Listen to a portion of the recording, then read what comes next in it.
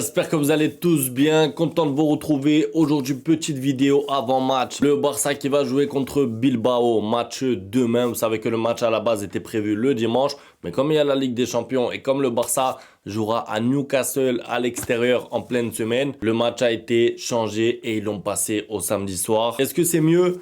Je pense. C'est-à-dire que les matchs à 4 heures là en plein après-midi, c'est compliqué pour le Barça généralement. Même si bon, ils avaient fait un gros match contre Villarreal à cette heure-ci. On va commencer par un point classement. N'oubliez pas, un petit like à la vidéo au passage, ça soutient. Le débrief aura lieu demain. Un petit point classement, mais attention, le Real Madrid qui joue aujourd'hui contre le Celta Vigo. Ils jouent à l'extérieur. Ils ont plus de joueurs. Ils ont plus d'équipe. Ils ont plein de blessés. Ils ont des problèmes. Arbeloa, c'est sa faute. Mais pourquoi je vous dis attention? Parce que le Real Madrid est en train de jouer la carte du perdant. C'est-à-dire qu'ils essayent de faire croire par leur communication, par les médias madrilènes, qu'ils ont lâché la saison, que c'est terminé pour eux et qu'ils vont penser à la saison prochaine.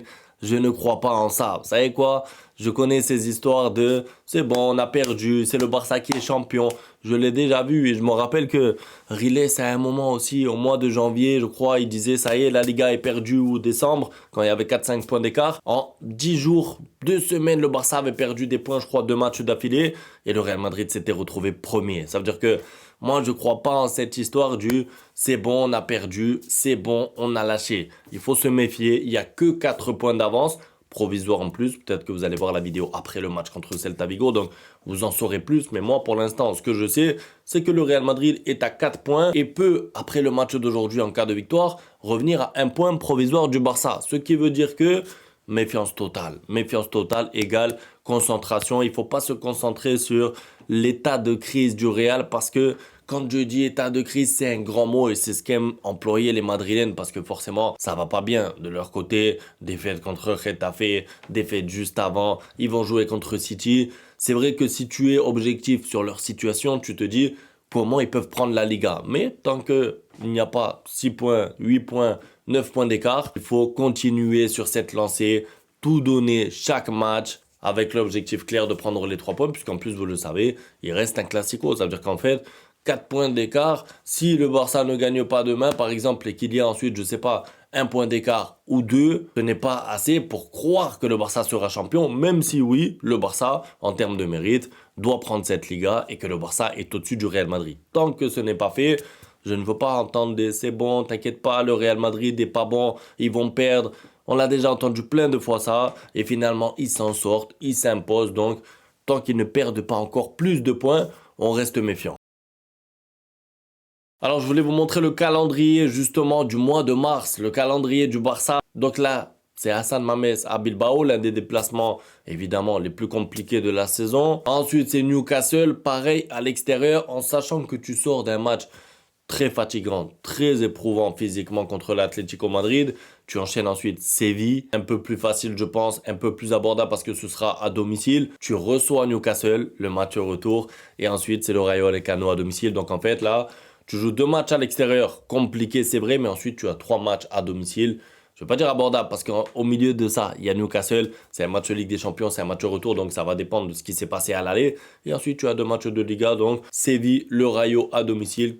Tu dois faire le travail. Tu dois prendre les 6 points sur ces 2 matchs. C'est pas un calendrier facile parce que justement, il y a la Ligue des Champions entre les deux. Au Barça d'être fort et de pouvoir enchaîner les bons résultats. Alors, un petit mot sur Bilbao. C'est une équipe qui est clairement en difficulté cette saison, mais c'est une équipe qui aime jouer le Barça, surtout quand ils sont chez eux. Ils ont quand même pas mal d'absents. C'est une équipe qui est moins bonne que la saison dernière. Je pense que si le Barça est sérieux, le Barça pourra s'imposer. Maintenant, le problème, c'est le facteur physique. J'en ai parlé un petit peu tout à l'heure, mais on a vu les joueurs du Barça terminé contre l'Atlético Madrid de manière exténuée, fatiguée, rincée, tous allongés, tous avec une gêne. Pedri épuisé, d'ailleurs je commence par lui. Évidemment, ça me paraît logique, mais je pense qu'Hansi Flick le sait.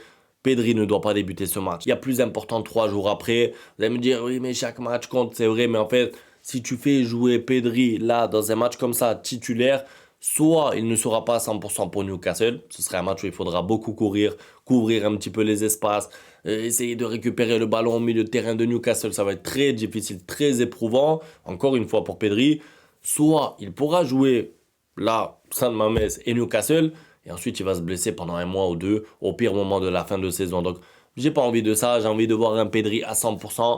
C'est pas grave, passe-toi de Pedri, tu joues, c'est vrai, Bilbao à San Mamés, c'est très compliqué, je suis pas en train de dire que ce sera facile sans lui, mais tu n'as pas le choix, il faut penser moyen et long terme, toute la saison qui reste, et le parcours potentiel en Ligue des Champions me donne envie justement d'économiser un peu les efforts en Liga, de profiter de l'avance potentielle que tu as pour justement gérer les efforts au moins de Pedri. Maintenant, je dis pas qu'il ne doit pas jouer. Un Pedri sur le banc qui rentre à la 70e minute dans un match où par exemple il y a 1-1 peut te faire beaucoup de bien sur 20 minutes. Voilà. En termes de temps de jeu, 20 minutes c'est le maximum. Pour moi c'est le maximum pour Pedri. S'il joue plus, s'exposera aux blessures.